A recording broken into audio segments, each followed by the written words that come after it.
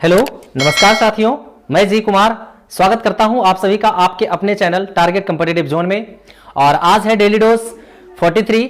बड़ा ही शानदार सा टॉपिक है। अभी आप जानते हैं कि ये मैं पूरा सेशन जो है धर्म को लेकर के चल रहा हूं। डेली डोज 40, डेली डोज 41, 42 सभी में मैंने धर्म से रिलेटेड चीजें पढ़ाई है। बौद्ध धर्म, जैन धर्म, आज है इस्लाम धर्म और बड़ा ही शानदार तरीके से पढ़ाया जाएगा आपको। आप लोग भी अपने दोस्तों को वीडियो को फटाफट करके शेयर कर दीजिए। फिर हम लोग एक मोटिवेशनल क्वाट्स के साथ वीडियो की शुरुआत करते हैं कि मिलेगी मंजिल परिंदों को यकीनन, परिंदों को मिलेगी मंजिल यकीनन, ये फैले हुए उनके पंख बोलते हैं। परिंदों को मिलेगी मंजिल यकीनन, ये फैले हुए उनके पंख बोलते हैं। वो लोग रहते हैं खामोश अक्सर, जिनके जमाने में हुनर बोलते हैं। आप लोग भी खामोश रह करके अपने मंजिल को ढूंढिए, मंजिल को तलाशिए और मंजिल की ओर अग्रसर रहिए और अपनी अपनी मंजिल को प्राप्त कीजिए। मैं उसमें आप लोगों को मदद करूंगा, क्योंकि मैं जी कुमार लेकर के आता हूं एवरीडे एक डेली डोज। और आज है इस्लाम धर्म। इस्लाम धर्म से रिलेटेड जो भी फैक्ट हो सकेंगे मैं आपको आज वीडियो में बताऊंगा। अंत तक वीडियो में बने रहिए। चलिए शुरुआत करते हैं। तो इस्लाम धर्म के संस्थापक कौन थे? सबसे पहले इस चीज को लिखेंगे, लिखिएगा इस्लाम धर्म के संस्थापक। सबसे पहले संस्थापक लिखेंगे तो संस्थापक कौन थे? पैगंबर हजरत मोहम्मद साहब। लिख लेंगे पैगंबर हजरत मोहम्मद साहब, ये लिखेंगे। तो आया संस्थापक कौन? पैगंबर हजरत मोहम्मद साहब। तो इनसे रिलेटेड जितने भी फैक्ट हो सकेंगे पहले हम लोग उसको लिखेंगे। लिख लीजिएगा पैगंबर हजरत मोहम्मद साहब के बारे में। लिखिए, हेडिंग लगाइएगा पैगंबर हजरत मोहम्मद साहब।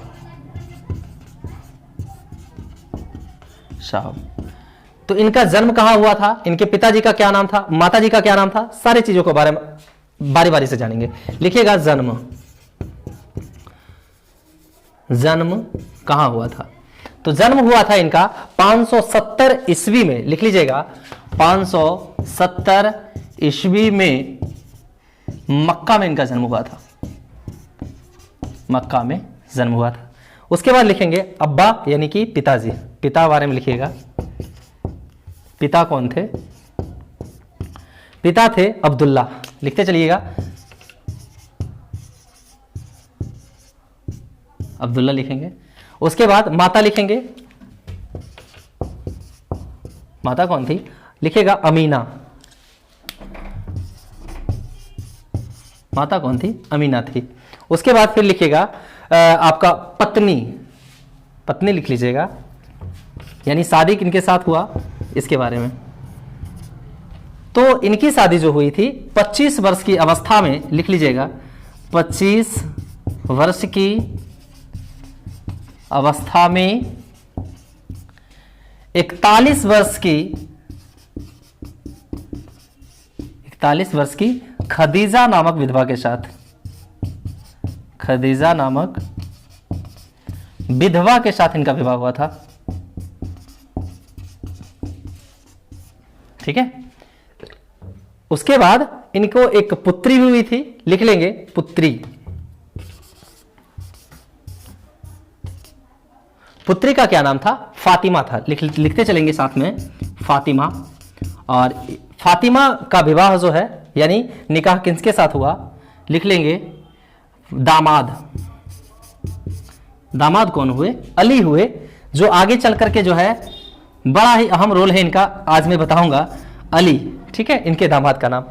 चलिए, इतना जानकारी सबसे पहले इनके बारे में। उसके बाद फिर हम लोग फिर आगे बढ़ते हैं। इतना नोट कर ले पहले या स्क्रीनशॉट ले ले, फिर हम लोग वीडियो को आगे बढ़ाते हैं। नोट करेंगे इतना? गुड। यहां तक मिटा दे। हेडिंग लगाएंगे ज्ञान की प्राप्ति। ज्ञान की प्राप्ति हेडिंग लगाइएगा। तो ज्ञान की प्राप्ति कहां हुई? लिख लीजिएगा 610 ईस्वी में मक्का के पास ही हीरा नामक गुफा में। लिख लीजिएगा 610 ईस्वी में मक्का के पास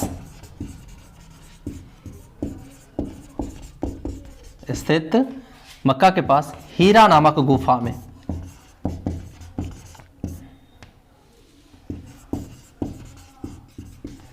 कहा जाता है कि ये ही गुफा में जाते थे और ईश्वर मतलब अल्लाह के कोई बंदा यानी फरिश्ता आता था और इन्हें संदेश देता था, ठीक है, ऐसा कुछ है। और ज्ञान की प्राप्ति हुई थी इनको कहां, हीरा नामक गुफा में।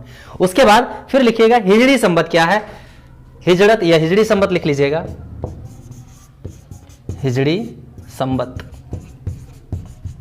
ये क्या है इसके विषय में जानते हैं। तो 24 सितंबर 622 ईस्वी को जब इन्हें मतलब ज्ञान की प्राप्ति हो गई, उसके बाद 24 सितंबर लिख लेंगे, डेट है 24 सितंबर 622 ईस्वी को मक्का से मदीना जाने की यात्रा को, मक्का से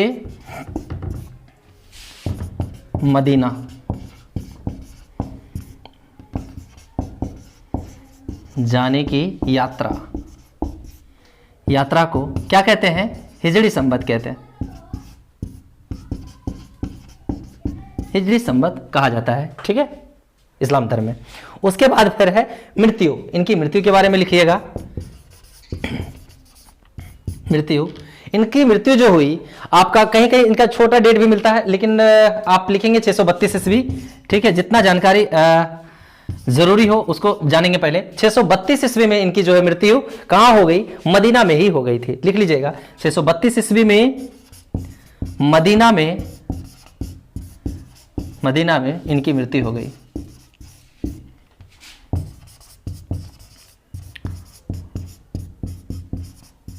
और इन्हें कहां, मदीना में ही क्या किया गया, दफन किया गया, लिखिएगा इन्हें मदीना में ही दफनाया गया।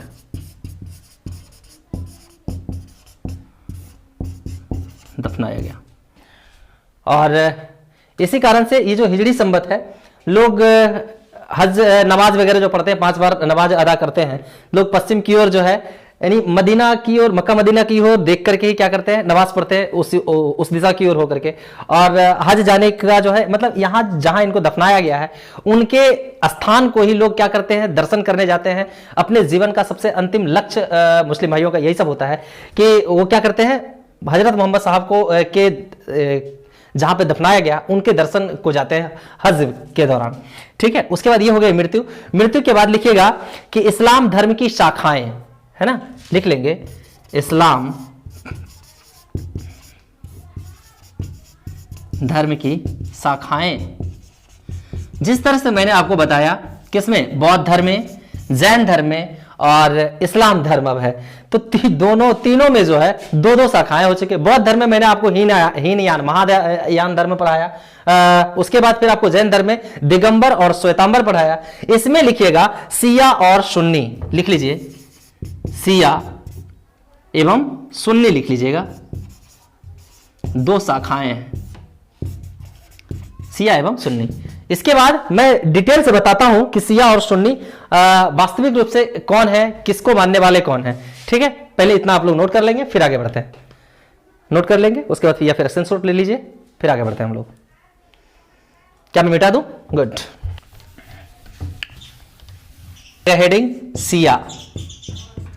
तो सिया कौन थे, सिया वो लोग हैं जो अली यानी पैगंबर मोहम्मद साहब के दामाद की शिक्षाओं में जो विश्वास करते थे, वो सिया कहलाए, ठीक है। लिख लेंगे अली की शिक्षाओं में विश्वास करने वाले, लिख लीजिए अली की शिक्षाओं में विश्वास करने वाले क्या कहलाए, सिया कहलाए, सिया कहलाए। उसके बाद सुन्नी लिख लीजिएगा,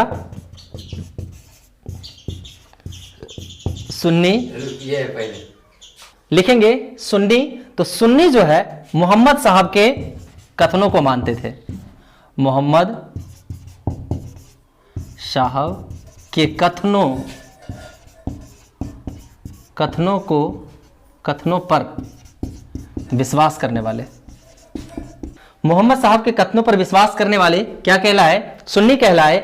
और अली की शिक्षाओं पर जो विश्वास करते थे वो शिया कहलाए। ठीक है, उसके बाद अली की हत्या कर दी गई, जो कई सारी घटनाएं देखने को मिला है। दोनों में एक मतभेद हुआ और आज भी इन दोनों में बहुत ज्यादा मतभेद है, दो एक दूसरे के क्या है, कट्टर है ना।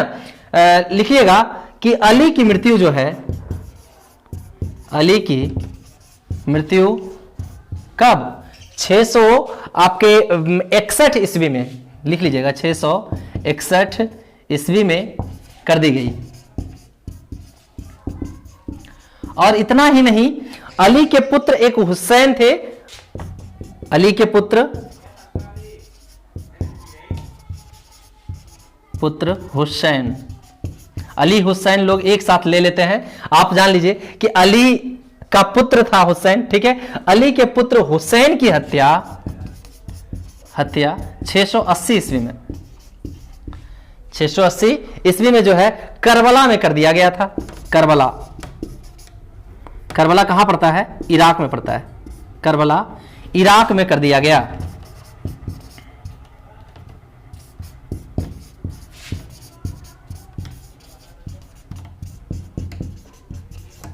करबला इराक में कर दिया गया। उसके बाद फिर लिखेंगे पवित्र ग्रंथ के बारे में। तब तक आप इसको पहले नोट कर लें, उसके बाद फिर आगे पढ़ाते हैं। नोट कर ले या फिर स्क्रीनशॉट ले लें। चलें, मैं आगे बढ़ूं।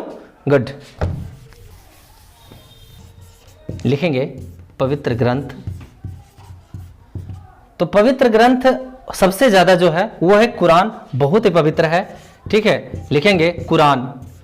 अब ये जो कुरान है, कुरान में किसका संकलन है, किनकी शिक्षाओं का संकलन है? तो जो गुफा में जाते थे आपके हजरत मोहम्मद साहब, गुफा में जो ज्ञान की प्राप्ति हुई, कहा जाता है कि फरिश्ता का ज्ञान, यानी उनके शिक्षाओं का, जो इस्लाम धर्म में प्रचलित धर्म है ना। तो ये जो कुरान का संकलन जो भी है इसमें, वो वही फरिश्ते के जो शिक्षाओं का संकलन है वो है। ठीक है, आप हिंदी में कह सकते हैं ईश्वरीय आदेश या अल्लाह का फरमान, है ना, जो भी है इसमें संकलित है कुरान शरीफ। उसके बाद फिर दूसरा है एक हदीस। क्या है? हदीस है। तो हदीस में किसका संकलन मिलता है? मोहम्मद साहब के शिक्षाओं का संकलन। लिख लीजिएगा, मोहम्मद साहब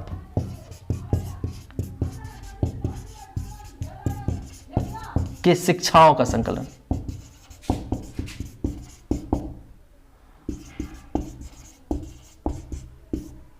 किसमें मिलता है? हदीस में मिलता है। कुरान शरीफ में किसका मिलता है?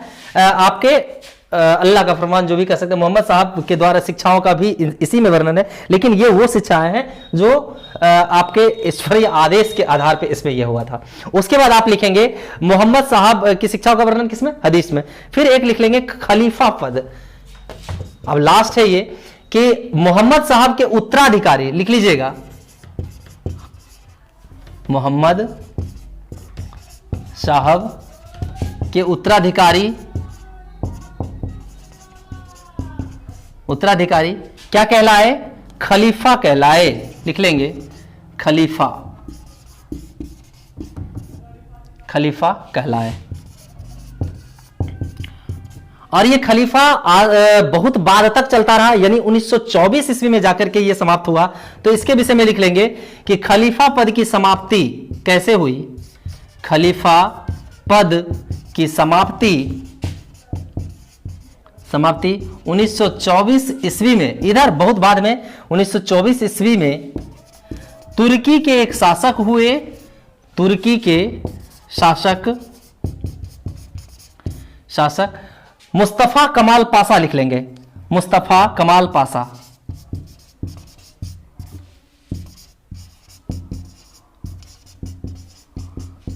पाशा ने किया। ठीक है, तो खलीफा पद की समाप्ति किसके द्वारा की गई? तुर्की के शासक हुए मुस्तफा कमाल पाशा, 1924 ईस्वी में समाप्त कर दी गई।